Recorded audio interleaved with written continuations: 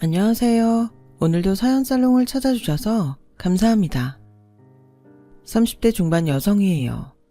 저는 어린 시절에도 공주가 나오는 동화책을 좋아하지 않았어요. 어린 눈으로 봐도 스토리가 너무 비현실적이라고 느꼈거든요. 공주가 아무리 제투성이로 있어도 왕자들이 기가 막히게 알고 찾아오는 것도 그렇고 매번 행복한 결말로 끝을 맺는 것도 현실과 너무 동떨어져 있다고 생각했거든요. 저희 부모님만 봐도 열렬한 연애 끝에 결혼을 하셨지만 결혼 기간 내내 치열하게 싸우고 사셨거든요. 그런데 남녀가 오래오래 행복하게 살다니 말도 안 되는 거죠. 이런 어린 딸을 보고 아빠는 바로 엄마 탓을 하셨어요. 어린애가 늙은이처럼 벌써부터 세상을 그렇게 비관적으로 보니 이게 다 당신이 애 앞에서 불평불만을 늘어놓고 살아서 그래서 그런 거야. 하여간 옆편 내가 애 앞에서 할 말 안 할 말 안 가리고 하니 자식이 뭘 보고 배우겠어. 처자식 먹여 살리느라 죽어라 일하는 나만 불쌍하지.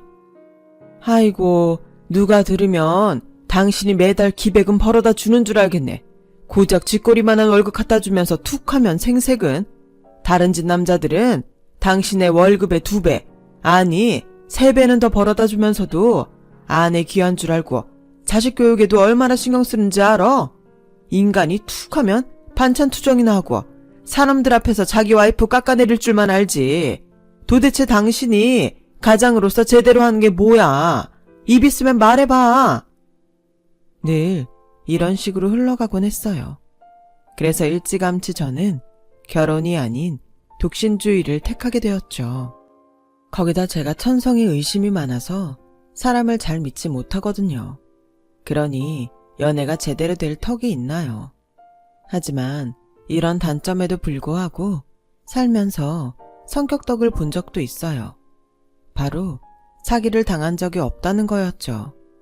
심지어 한국뿐만 아니라 해외여행을 가서도 그 흔한 환전사기나 택시요금 사기도 당한 적이 없을 정도였죠. 그렇다 보니 영화나 TV 드라마에서 흔히 나오는 사랑에 속고 돈에 우는 여자들이 그렇게 한심해 보일 수 없었어요. 아무리 사랑에 빠지면 눈에 콩깍지가 씌인다지만 어떻게 사랑과 사기를 구분 못할까 했었죠. 그런데 저처럼 의심병 기질이 다분한 사람도 막상 닥치고 보니 아주 속수무책이더군요. 그것도 아주 제대로 눈탱이를 맞은 거예요. 깨를 볶아도 모자랄 신혼기간에 인생의 나락으로 떨어진 저의 이야기를 해볼게요. 앞서 말씀드린 대로 저희 부모님은 눈만 마주치면 서로 으르렁댈 정도로 사이가 안 좋으셨어요.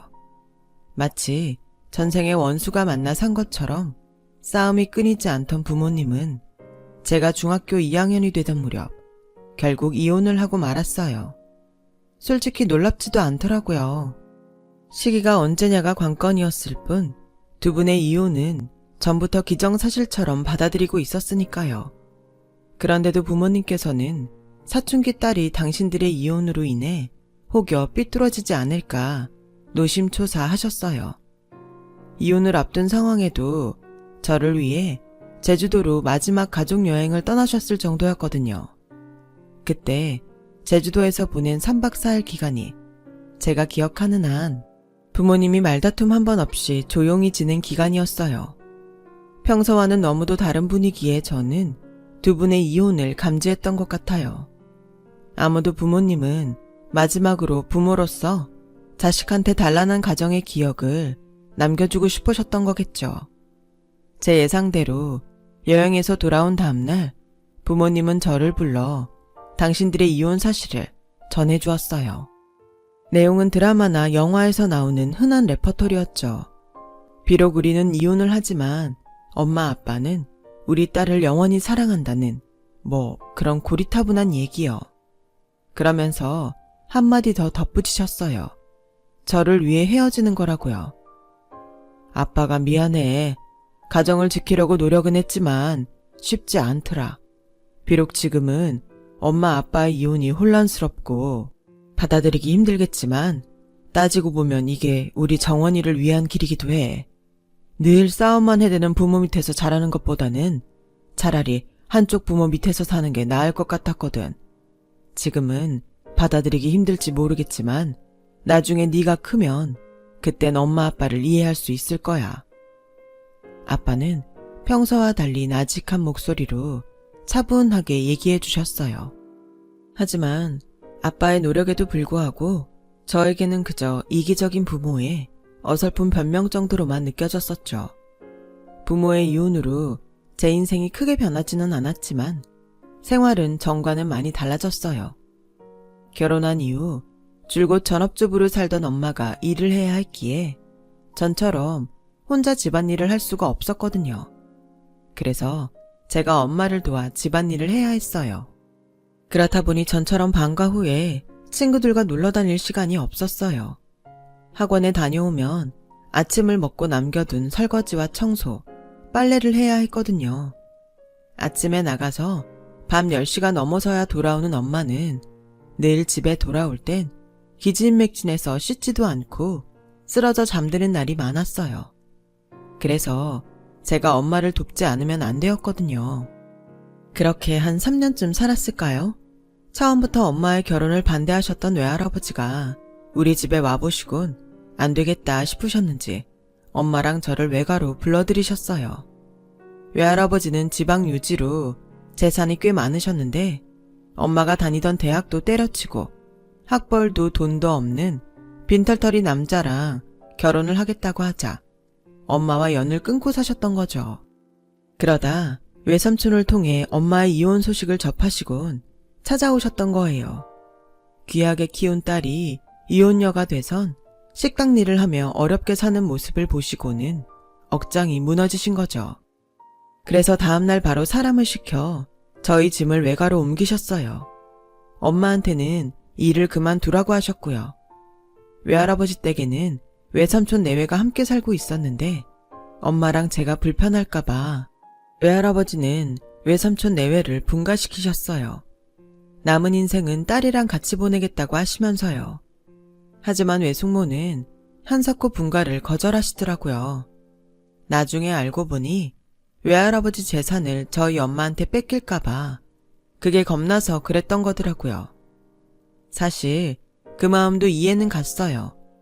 이날 이때까지 무서운 시아버지 수발을 들며 버텼는데 10수년간 연락도 없던 딸이 들어와 시아버지 재산을 나누게 되었으니 얼마나 기가 막히겠어요. 거기다 이혼까지 해서 외할아버지한테 측은지심도 불러일으키는 상황이니 더더욱 걱정이 되었겠죠. 그래서 분가를 반대했던 건데 그걸 외할아버지가 모르실 리가 없었죠. 그동안 네가 성심껏 수발 들어온 거 잊지 않았다. 네 공은 나중에 충분히 보상해 줄 테니 다른 걱정 말고 이제라도 내 식구끼리 편안하게 살아. 더는 말 않겠다. 결국 외할아버지의 결정대로 외삼촌 내외는 분가를 하셨고 저와 엄마는 외할아버지 집에서 살게 되었어요. 이혼하고 처음엔 한두 달에 한 번, 그러다 반년, 1년에 한 번 정도로 저를 만나러 오던 아빠는 언제부턴가 제 생일도 잊고 연락이 뜸해졌는데 아니나 다를까 제가 고2가 되던 해에 재혼을 하시더라고요. 그 후로는 아주 가끔 전화통화만 할 정도가 되었죠. 그러다 다시 얼굴을 보게 된 건 상견례를 하기 며칠 전이었어요. 솔직히 저는 아빠를 만나고 싶은 생각이 없었는데 엄마가 상견례랑 결혼식엔 아빠가 참석해야 한다고 하도 강요하셔서 그렇게 된 거였죠. 아빠는 훌쩍 자라 결혼을 앞둔 저를 보시곤 저랑 눈도 제대로 못 맞출 정도로 미안해하셨어요. 새 가정을 꾸리고 살면서 저와는 거의 연락도 안 하고 산 게 미안했나 봐요. 그 일로 아빠에 대해 서운함이 있었던 건 아니지만 내심 결혼식장에 꼭 아빠 손을 잡고 들어가야 하나 의구심이 들긴 하더라고요. 생물학적 아빠긴 하지만 엄마한테 저를 떠넘기곤 양육비는커녕 위자료도 제대로 주지 않은 사람이었으니까요. 두 번째 부인하고 낳은 어린 딸 사진을 휴대폰 바탕화면에 깔고 사는 아빠를 보니 이제 정말 내 아빠가 아닌 것 같다는 생각도 들었어요. 그래서 퉁명스럽게 엄마가 닭달에서 나오신 모양인데 바쁘시면 결혼식 안 오셔도 돼요. 외할아버지 보시기 불편하실 텐데 부담드릴 생각 없어요. 아니야. 그래도 그건 아니지. 자격도 없는 나한테 이렇게 아빠 노릇할 기회를 줘서 오히려 고맙다. 그래, 남편감은 어떤 사람이니? 개인 사업하는 사람이에요. 나이는 저보다 4살 위고 그 사람도 이혼가정에서 자라서 가족이 어머니랑 여동생이랑 뿐이에요. 그럼 시어머니 모시고 사는 거니? 그렇게 될 것 같아요. 시어머니랑 같이 살 거란 말에 아빠는 인상을 찌푸리더군요. 아무리 남처럼 연락도 않고 사는 사이지만 그래도 당신 딸이 시집살이를 하는 건 못마땅한 것 같았어요. 개인 사업이라면 정확히 어떤 분야의 사업을 말하는 거니? 회사 규모는 크다니? 재정은 탄탄하고 제대로 알아보고 만나긴 한 거지? 아빠는 마치 흥신소 직원처럼 남편에 대해 캐물으셨어요. 그 모습은 분명 딸을 걱정하는 아빠의 모습이었지만 왠지 그때는 그렇게 불편할 수가 없더라고요. 이제 와서 아빠 노릇 좀 해보겠다는 거야 뭐야. 괜히 삐딱한 생각만 들었거든요. 정확히는 나도 잘 모르지만 투자 관련 회사라 그랬어요. 근데 아빠가 이러는 거 나 좀 기분 나쁘려고 그래요. 그러니까 취조하듯 그러지 마세요. 엄마랑 외할아버지한테도 검증받고 결혼 승낙까지 받은 사람이에요. 그러니까 취조하듯 이러지 말란 말이에요. 제 말에 아빠는 미안하다며 화제를 바꾸셨어요. 하지만 이내 또다시 남편에 대한 얘기로 흘러갔죠. 바로 집 문제였어요. 왜 하필 시댁에 들어가 살려고 하는 거냐고 말이죠. 아빠는 혹시 신혼집 구할 돈이 없어서 그런 거라면 아빠가 얼마 정도는 도와줄 수 있다고 하더라고요. 저 잘할 때 양육비 한번 안 보내준 분이 그런 얘기를 하시니까 솔직히 기분이 좀 묘하네요. 근데요, 아빠가 걱정할 만큼 제 시댁 형편 어려운 집 아니에요. 강남에서 50평대 아파트에 사는 집인걸요. 그리고 돈이 필요하면 외할아버지한테 부탁하면 될 일이고요. 그 말에 아빠는 멋쩍은 듯 쓴웃음을 지었어요. 괜히 번데기 앞에서 주름 잡은 꼴이 되었으니까요. 결국 아빠는 외할아버지의 눈총을 받으면서도 상견례와 결혼식에 혼주 자격으로 참석했어요. 아빠에 대한 감정이 좋지 않았던 저였지만 딸을 위해 가시방석 같은 자리를 끝까지 지켜주는 모습을 보면서 살짝 울컥하더라고요. 사실 아빠는 결혼 기간 동안 엄마랑 사이는 안 좋았지만 그래도 저한테는 세상 둘도 없는 아빠였거든요. 제게 처음 자전거를 가르쳐 주신 분도 아빠였고 국자를 태웠다고 엄마한테 욕을 먹으면서도 제게 뽑기를 만들어 주신 분도 아빠였고 삼복더위에 고열에 시달리는 저를 업고 병원으로 달려간 분도 아빠였으니까요. 생각해보면 아빠는 함께 사는 동안 저와 참 많은 것들을 함께 하셨어요. 한동안 그걸 잊고 살았지만요. 저는 결혼식을 마치고 공항으로 가는 차 안에서 아빠와의 추억이 떠올라 한참을 울었어요. 그 모습을 본 남편은 영문도 모른 채 어쩔 줄 몰라 하더군요. 그래서 마음속으로 다짐했어요. 내 자식에게만큼은 절대로 내가 겪은 상처를 되물림하지 않겠다고요.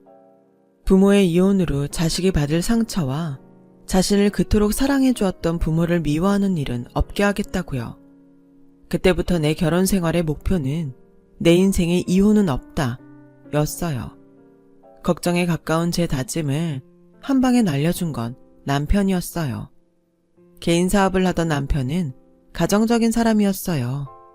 부모님이 일찍 이혼을 하시는 바람에 집안에 유일한 남자로 살았던 남편은 다른 집 남편들과 달리 주방에 자연스레 드나드는 사람이었죠.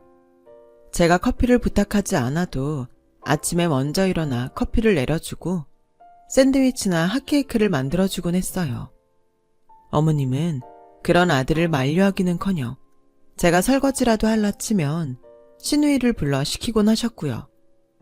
결혼 전에 남편이 자기랑 결혼만 해주면 평생 여왕처럼 떠받들고 살겠다고 하길래 그냥 하는 말이겠거니 했는데 아니더라고요. 시어머니도 아들의 그런 행동을 오히려 독려하곤 하셨고요.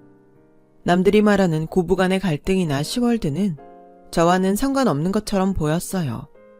게다가 시누이도 착해서 집안 살림이며 굳은 일을 저 대신 도맡아 하곤 했고요.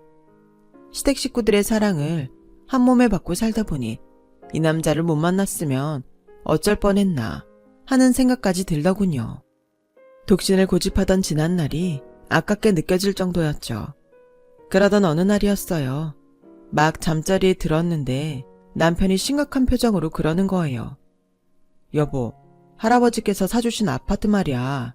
혹시 그거 아직 비어있어? 남편이 뜬금없이 제가 살던 아파트 얘기를 꺼내더라고요. 그 아파트는 제가 대학 때문에 외가를 떠나 서울에 정착할 때 할아버지께서 제 앞으로 사주신 거였어요. 결혼하기 전까지 제가 살던 집이기도 했고요. 세입자 들이기 전에 수리를 좀 해야 할 것 같아서 아직 비워놨지. 근데 그건 왜? 이 말을 해야 하나 말아야 하나. 싫은 말이야. 민지가 엄마 몰래 사귀는 남자가 있거든. 애는 착한데 아직 취준생이라 엄마한텐 취직하면 소개하라고 했다나 봐. 근데 얼마 전부터 몸이 이상해서 테스터로 검사를 해봤더니 2줄이 나오더래. 혹시 몰라서 내일 내가 병원에 데려가 보기로 했는데 문제는 엄마야. 우리 엄마가 깨어있는 분 같아도 그런 쪽으론 정말 고지식하시거든. 임신이 아니면 다행이지만 혹시라도 맞다면 큰일이거든. 그래서 말인데 만약 임신이 맞다면 민지 자기 집에서 좀 지내게 하면 안 될까? 오래 있을 건 아니고 남자애 취직할 때까지만 있게 해줘. 입덧이라도 했다간 엄마한테 바로 들킬 것 같아서 민지가 걱정이 태산이더라고. 직장이라도 있어야 엄마한테 결혼 얘기라도 꺼낼 거 아냐. 내가 월세는 줄게. 부탁 좀 하자. 자기야, 부부끼리 무슨 월세야. 그리고 민지 자기 동생이긴 하지만 나한테도 하나뿐인 시누이야.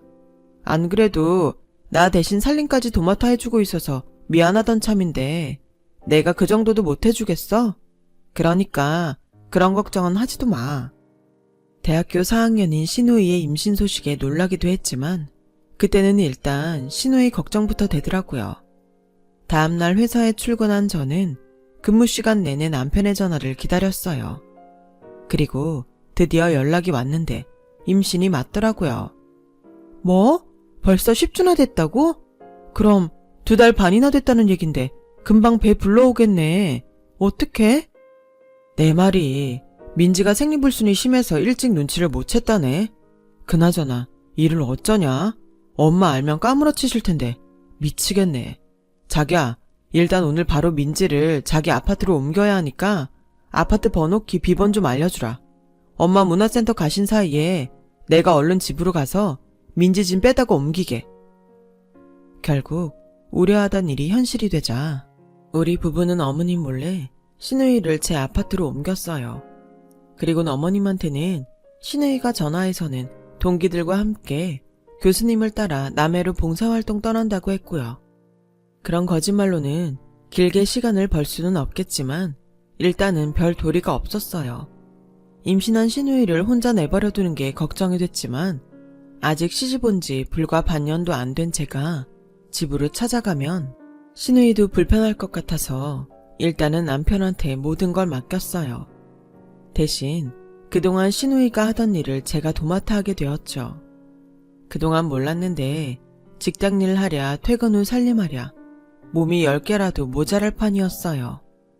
거기다 뜬금없이 시누이 얘기를 꺼내는 어머님 때문에 매일 살얼음판을 걷는 것처럼 조마조마했어요. 그렇게 한 달쯤 지나자 어머님은 한 달이 되도록 집에 안 오는 시누이가 걱정된다면서 직접 학교로 찾아가 보겠다고 하시는 거예요. 그래서 하는 수 없이 시누이와 시누이 남친이 집으로 찾아오고야 말았죠. 시누이의 임신 사실을 들은 어머님은 예상대로 충격을 받으셨는지 뒷목을 잡으셨어요. 그 앞에서 신우이와 남자친구는 싹싹 빌며 결혼을 승낙해달라고 부탁을 했지만 어머님은 끝내 허락을 안 해주셨죠. 남편과 상의 끝에 어머님의 허락이 떨어질 때까지 신우이와 남자친구를 제 아파트에서 지내게 했어요. 결혼 전이기는 했지만 두 사람이 결혼할 의지가 강했고 무엇보다 신우이가 잘못되면 어쩌나 걱정이 되었거든요. 어차피 엎질러짐을 어머님이 설마 끝까지 반대하겠냐 싶기도 했고요. 그런데 한 달이 지나고 두 달, 석 달이 지나도록 어머님이 허락을 안 해주시지 뭐예요. 조금 있으면 신우이 배가 점점 불러올 텐데 말이에요. 상황이 안 좋아서 저는 어머님을 설득하고 남편은 신우이를 달래며 우리 부부는 양쪽으로 나뉘어 이번 사태 수습에 나섰어요. 몸은 하나인데 할 일은 늘어만 가니까 저도 정말 죽겠더라고요. 그런데 희한한 일이 벌어진 거예요. 점심 식사를 마치고 막 근무를 시작하려는데 모르는 번호로 전화가 왔더라고요. 관리실이라고요? 네, 제가 702호 주인 맞는데요. 무슨 일이세요? 네? 신고가 들어왔다고요? 아파트 관리실 직원 말에 따르면 저희 집이 불법 숙박업소로 이용돼서 주민들 신고가 들어왔다는 거예요. 그래서 거기엔 신우이 부부가 임시 거처로 사용하고 있다고 말을 했더니 신우이가 외국인이냐고 묻는 거예요. 외국인들이 캐리어를 끌고 저희 집에 자주 드나든다고요. 도대체 이게 무슨 소린가 싶어서 회사에 반차를 내고 제 아파트로 향했어요. 집에 도착하기 전에 신우이한테 전화를 했는데 안 받길래 번호키를 누르고 현관문을 열었는데 글쎄 안에서 외국인 남녀가 저를 보더니 비명을 지르지 뭐예요. 정작 놀란 건 전데 말이죠. 그래서 누구냐고 물었죠. 그랬더니 게스트래요. 에어비앤비를 통해 예약했다나요? 그래서 여긴 내 집이고 나는 거기에 내 집을 숙소로 올린 적이 없다고 하자 황당한 표정을 짓는 거예요. 체크인 하던 날 집주인 여자를 만나서 가전제품 사용법도 듣고 웰컴 선물도 받았다면서요. 그래서 주인이라는 그 여자랑 연락한 번호 좀 알려달라고 했더니 글쎄 신우이 전화번호더라고요. 내 전화를 안 받길래 외국 여자 전화로 전화를 걸었더니 바로 받는 거예요. 어찌나 화가 나든지 정말. 제 전화를 받은 신우이는 만나서 설명하겠다며 근처 카페에서 보자더군요. 20분쯤 뒤 카페로 들어온 신우이는 저를 보자마자 닭똥 같은 눈물을 뚝뚝 흘리면서 이실직고를 했어요. 배는 불러오는데 양가 어른들 모두 결혼을 반대하고 있어서 걱정스런 마음에 출산할 때 들어갈 병원비라도 벌 생각에 저 몰래 에어비앤비에 가입해 집을 빌려주었다고 말이죠. 그런 거라면 진작 나한테 말을 하지 그랬어요. 돈 문제라면 나랑 그이랑 충분히 도와줄 수 있잖아요. 언니한테 미안해서 그러죠. 언니 집에 얹혀 사는 것도 미안한데 어떻게 병원비 얘기까지 해요. 우리가 남인가요? 내 남편 동생이면 내 동생이나 마찬가지예요. 그러니까 미안한 마음 가질 거 없어요. 그건 그렇고 홀몸도 아닌 사람이 지금 어디서 지내요? 신우이는 남친이 살던 원룸에서 같이 지내고 있다고 했어요. 그래서 당장 가서 짐 가지고 오자고 했더니 한사코 거절을 하더라고요. 내일이면 손님도 돌아가니까 다시 제 아파트로 들어가겠다고요. 그래서 일단 그러라고 했어요. 그리고 앞으로는 아파트에서 숙박업은 하지 말라고 신신당부를 했죠. 신우이는 알겠다고 하더군요. 그날 밤 저는 남편한테 얘기해서 어머님을 설득해 보라고 했어요. 이렇게 시간만 끌 수는 없다고요. 그런데 남편이 지나가는 말처럼 내 코가 석자라고 이러지 뭐예요. 그래서 회사에 무슨 일 있냐고 했더니 직원 실수로 투자자가 엄청난 손해를 보게 됐는데 우리 쪽 실수라서 혹여 소송이라도 당하면 큰일이라나요? 하지만 당장 회수할 수 있는 현금으론 부족해서 손해를 보더라도 제주도 땅을 급매해야 할 판이라고 했어요. 그래서 내일 아침에 제주도로 내려갈 예정이라고요. 도대체 얼마가 부족한데 내 계좌에 돈이 좀 있으니까 말해봐. 그런데 글쎄 무려 10억이나 있어야 한다는 거 있죠. 아, 제주도 땅은 몇 년만 더 묵히면 대박날 땅인데 그래도 어쩌겠어. 당장 소송을 막아야 하는걸. 그나저나 땅이 좀 커서 금방 팔릴지 그게 문제네. 이번 달 말까지 말미를 달라고 하긴 했는데 그 전에 땅이 팔려야 할 텐데. 말이 쉽지 10억 규모의 땅이 그렇게 금세 팔리겠어요? 예상대로 제주도에 갔던 남편은 결국 빈손으로 돌아왔어요. 그날 이후 얼굴이 점점 흑빛으로 변하는 남편을 보니 제가 다 숨이 막히더라고요. 그래서 할 수 없이 남편의 땅 문서를 들고 외할아버지를 찾아갔어요. 상황을 말씀드리곤 땅 문서를 맡길 테니 10억을 빌려달라 부탁을 드렸죠. 외할아버지께선 잠시 생각에 잠긴 채 아무 말씀도 하지 않으셨어요. 그리곤 긴 침묵 끝에 할아버지 승낙을 받을 수 있었어요. 이 땅 문서는 필요 없다. 이건 네가 가지고 있다가 나중에 너 필요할 때 쓰도록 해라. 네 남편한테는 말하지 말고. 알았지? 그렇게 저는 외할아버지한테 돈을 빌려다 남편한테 주었어요. 남편은 덕분에 살았다며 제 손을 잡고 몇 번이나 고맙다고 하더군요. 다음날 남편은 활짝 핀 얼굴로 출근을 했어요. 간만에 남편의 밝은 표정을 보니 제가 다 기쁘더군요. 그런데 그 모습이 마지막일 줄 누가 알았겠어요. 퇴근 후 집에 돌아와 보니 온 집안에 불이 꺼진 채 캄캄하더라고요. 거실로 들어와 불을 켰는데 세상에 소파고 식탁이고 아무것도 없이 집이 텅텅 비어있지 뭐예요. 마치 이사 떠난 빈집처럼 말이죠. 그래서 남편한테 전화를 걸었더니 없는 번호라는 거예요. 그건 시내우와 어머님도 마찬가지였죠. 망치로 뒤통수를 얻어맞은 것처럼 띵한 게 정신을 차릴 수가 없더라고요. 제 방으로 가보니 바닥에 제 옷과 화장품이 쓰레기처럼 쌓여 있었어요. 침대며 장롱, 그 밖에 남편의 짐들은 감쪽같이 사라진 채였죠. 그제야 남편이 날 버리고 떠났다는 걸 알 수 있겠더라고요. 다리에 힘이 풀려서 그대로 주저앉아 엉엉 울었어요. 한참을 울다 보니 남편이 건넸던 땅 문서 생각이 났어요. 그래서 땅 문서를 들고 아파트 상간의 부동산에 가서 알아봤더니 위조된 가짜 문서더라고요. 거기다 더 놀라운 건 반년 넘게 살아온 어머님 집이 월세였더라고요. 처음부터 단기 계약을 한 거였지만 그나마도 며칠 전 갑자기 집을 빼겠다고 해서 집주인이 엄청 화를 냈다고 말이죠. 거기다 혼인신고도 안 돼 있더라고요. 그나마 알고 있던 휴대폰 번호도 바꾼 상황이라 결국 제가 남편에 대해 아는 건 아무것도 없었어요. 지난 반년 동안 살부비고 살았던 남편이 사기꾼이었다니 정말 믿을 수가 없더라고요. 어떻게 사람이 이렇게 속수무책으로 당할 수가 있나. 아무리 생각해도 이해가 안 갔어요. 결국 저는 사기꾼과 살면서 제 손으로 외할아버지 돈을 빌려다가 사기꾼 입에 고스란히 털어넣은 셈이었죠. 바보같이 말이에요. 저는 그 충격으로 회사에 사표를 내고 제 아파트에 틀어박혀 지냈어요. 얼마 뒤 제게 상황을 전해 들은 엄마는 그 길로 달려왔더라고요. 엄마는 혹여 제가 나쁜 마음을 먹지 않을까 걱정이 되셨는지 한시도 제 곁을 떠나지 않았어요. 그렇게 2주 정도 지났을까요? 아빠한테 전화가 온 거예요. 다짜고짜 지금 경찰서에 있다며 당장 거기로 오라고 하지 뭐예요? 피곤하다고 싫다고 했더니 그놈 잡았다. 사기꾼 일당. 그러니까 당장 이리로 와.